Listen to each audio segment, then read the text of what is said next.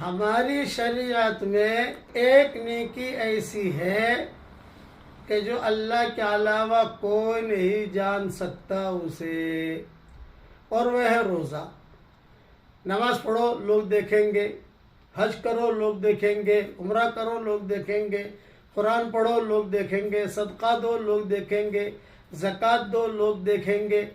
لیکن روزہ ایسی عبادت ہے کہ اللہ ہی جانتا ہے کہ یہ آدمی روزے دار ہے یا نہیں ہے۔ اسی لیے کہتے ہیں کہ منافق آدمی روزہ نہیں رکھے گا۔ کیوں؟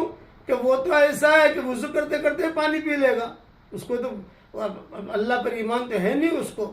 مومن اور مومنہ ہی روزہ رکھیں گے۔ اس لیے روزہ بہت بڑی عبادت ہے، اسی لیے کہا کہ روزہ میرے لیے ہے اور اس کا بدلہ میں دوں گا۔ اس لیے اس روزے کی قدر کیجئے، اور روزے کے معاملے میں اپنا معاملہ اپنا اللہ کے ساتھ کلیئر رکھیے۔